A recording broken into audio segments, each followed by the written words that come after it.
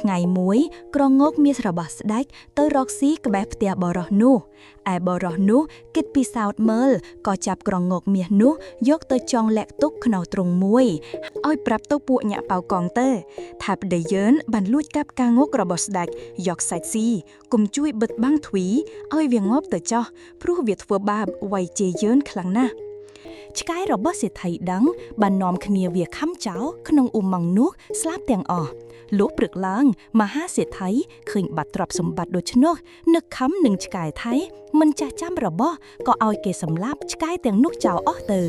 រឿងស្រីការងកមាស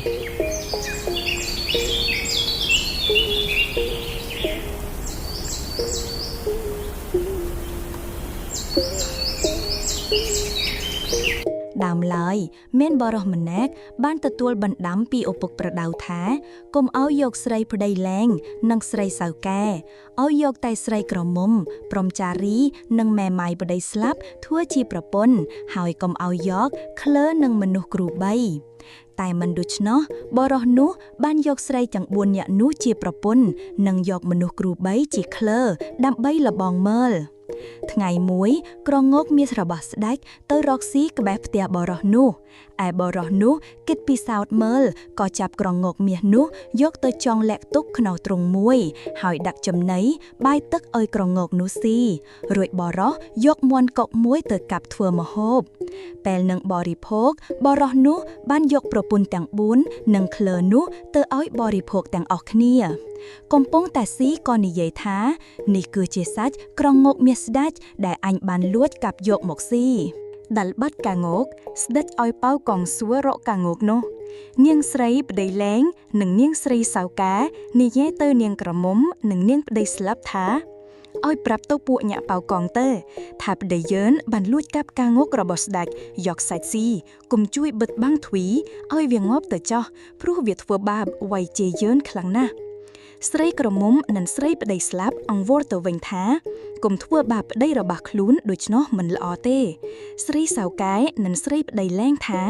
ទោះបីនាងមិនជល់គំនិតនឹងយើងក៏គង់តែយើងប្តឹងញាក់ប៉ៅកងដែរថាហើយស្រីទាំងពីរនាក់នោះប្តឹងញាក់ប៉ៅកងតាមដឹងណាថាប្តីខ្លួនលួចការងកស្ដេចយកសាច់ស៊ី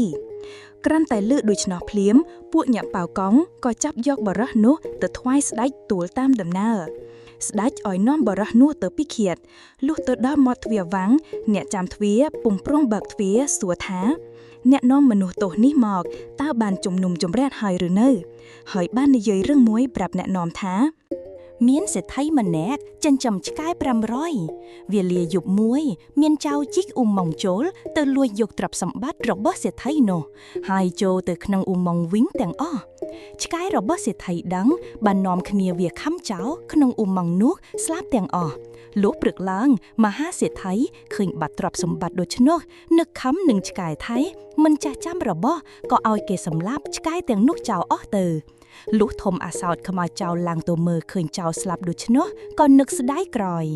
កំពុងតែនិយាយឃើញបំរើស្ដេចឡាយបញ្ជាឲ្យទៅយកបរោះនោះមកជំនុំជម្រះវិញលុះស្ដេចសួរបរោះនោះពីរឿងសម្លាប់កាងកមាសបរោះក្រាបទូលថា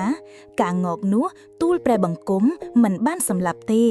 គឺបានទុកនៅកន្លែងមួយដោយល្អឯសត្វដែលទូលព្រះបង្គំសម្លាប់ទទួលទាននោះគឺមួនកុកទេ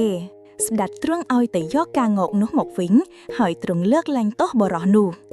ឯស្រីទាំងពីរនាក់ដែលប្តឹងពីបរោះជាប្តីជាសម្លាប់កាងកនោះត្រូវបរោះជាប្តីនោះលែងចោលទៅ